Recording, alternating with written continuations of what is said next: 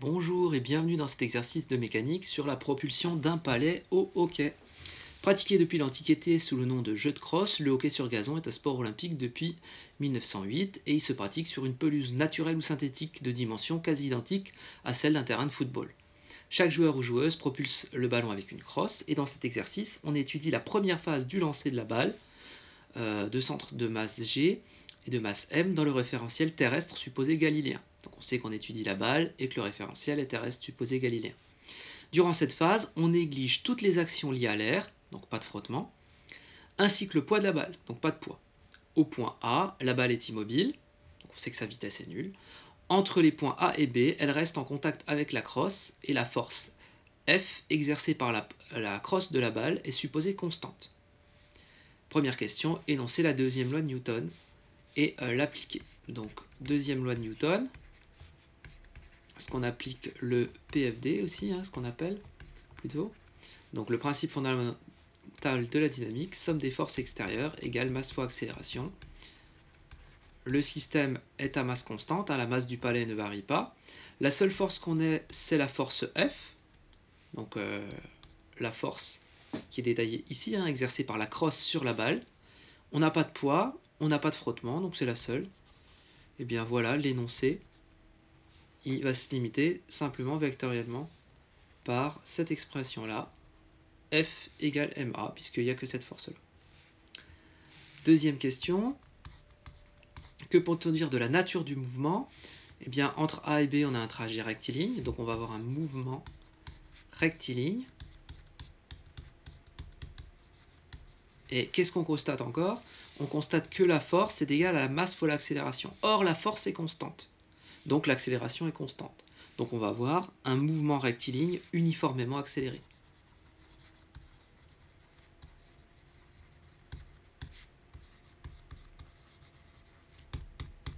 Donc pourquoi uniformément accéléré? Attention, parce que la trajectoire est une droite.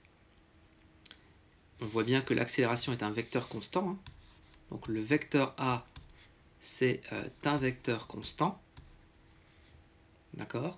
Et on a une trajectoire rectiligne.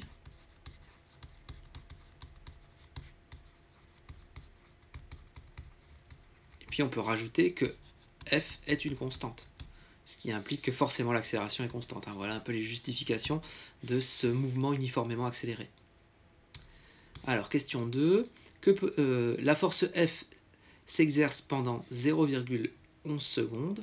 La balle part du point A sans vitesse initiale, donc on a la condition initiale, et arrive en point B avec une vitesse VE telle que VB je pense plutôt, est de 14 mètres par seconde. Donne expression du vecteur accélération en fonction du vecteur vitesse.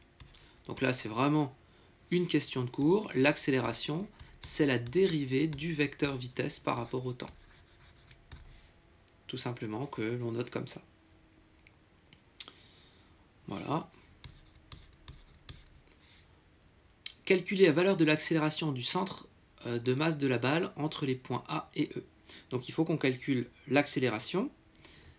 Eh bien, l'accélération, en fait, on va l'apparenter à la variation de vitesse. Donc ça va être un delta V sur un delta T.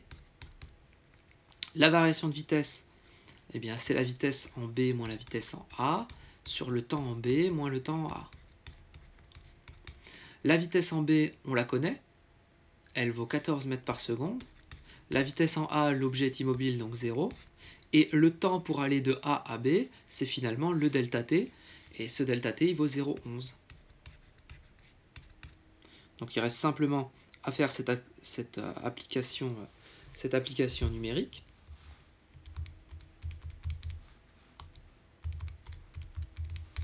Et on trouve 127 mètres par seconde au carré. Donc voilà la valeur de l'accélération qui est bien constante.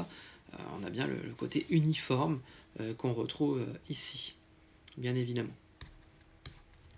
En utilisant le résultat de la question 1, donc c'est-à-dire le PFD, calcule la norme de la force exercée par la balle sur la crosse. Donc il faut trouver la valeur de F.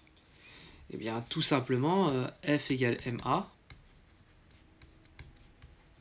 On connaît la masse.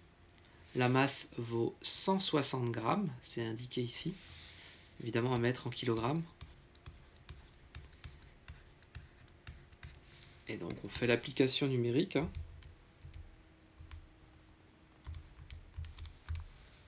Ce qui nous fait à peu près 20 newtons.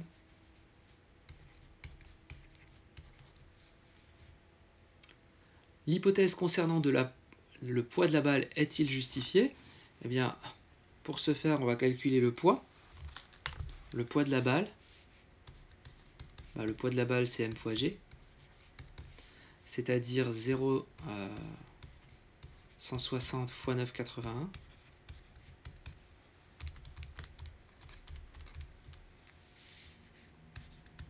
On trouve 1,57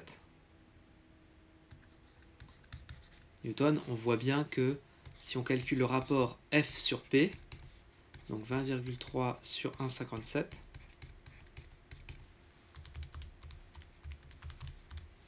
on a pratiquement 13. Autrement dit, la force F est 3 fois plus importante que le poids. Le poids est bien négligeable.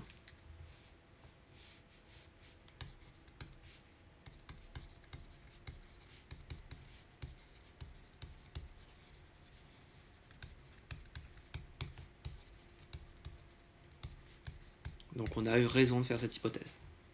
Voilà pour cet exercice, bonne étude.